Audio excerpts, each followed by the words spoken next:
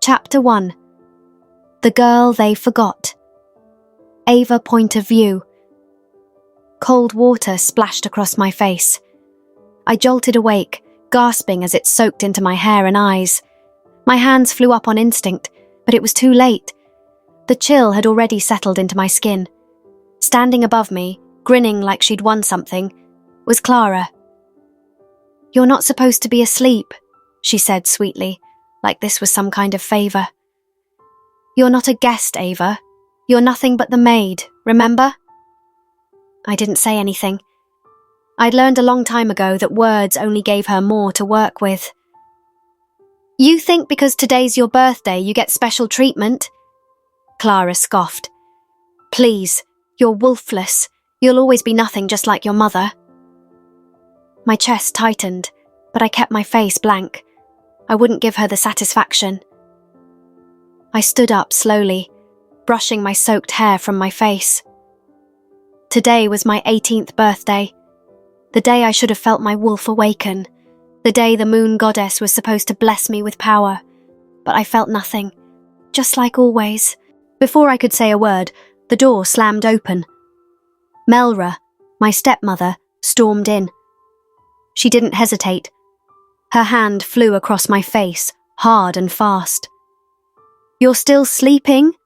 she snapped, like I'd just insulted the entire pack. "You should be up before everyone else. People like you don't get to rest." My cheek burned, but I kept my mouth shut. I'd learned the hard way that speaking only made things worse. "As long as you're wolfless, you'll never be anything but a burden," Melra spat. "You're lucky I haven't thrown you out. Girls like you are only good for scrubbing floors and doing what you're told." Clara stood behind her, arms crossed, grinning like she'd just won a prize. Melra picked up a heavy basket filled with dirty clothes and shoved it into my hands. "Take these to the river, and don't come back until they're spotless.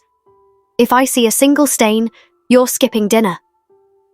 She turned and walked out like she hadn't just slapped the life out of me. I didn't argue.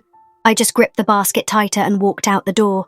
Outside, the pack was filled with activity. Warriors trained in the field, children ran laughing through the paths, and the market buzzed with chatter and movement. No one looked my way. Correction. Some did. But only to scowl, to whisper behind my back, to spit the word they always used. Wolfless. I wasn't just the girl without a wolf. I was the girl who shouldn't have existed. A mistake. A curse. They didn't know about the other thing, the healing.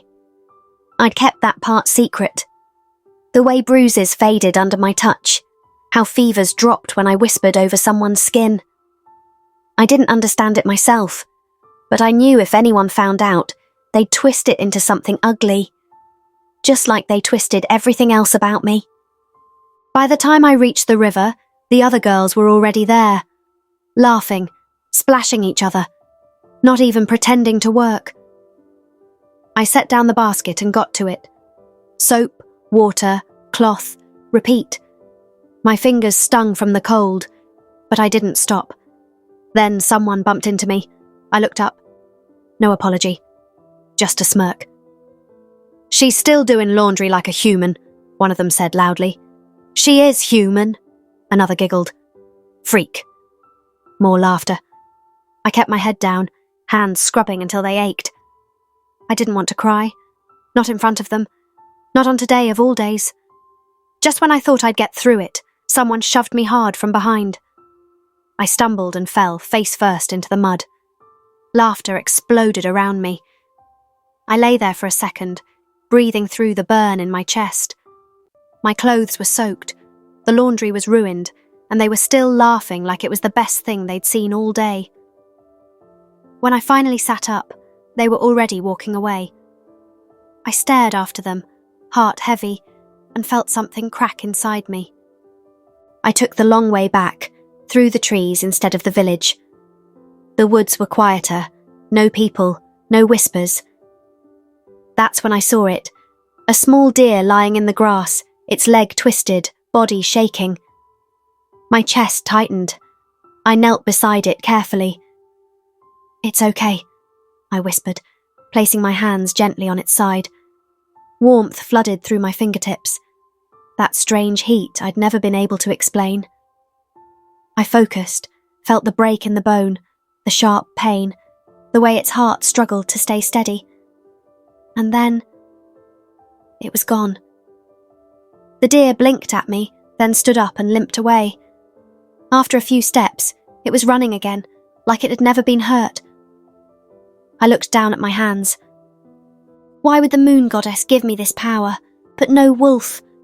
Why give me healing if I was meant to be nothing? If I was only seen as a curse in the eyes of my pack? The sun was dipping low as I neared the village again.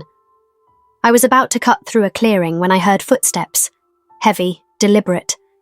I froze and ducked behind a bush. Peering through the leaves, I saw him. Alpha Kieran. Tall, broad shoulders. That cold, calculating expression he always wore. But even from a distance, his presence made the air shift, made my heart pound. And then it hit me. Like lightning, a pull. Not physical, but soul deep. My chest tightened, my breath caught. Every part of me screamed one word: mate. He was my mate. Alpha Kieran, the most powerful man in the Nightshade pack. I stared at him, stunned, as he turned his head slightly, like he sensed something. He sniffed the air, frowning.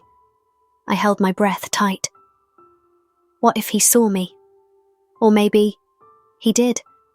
Just not enough. I turned, and without wasting time, I ran. I didn't look back.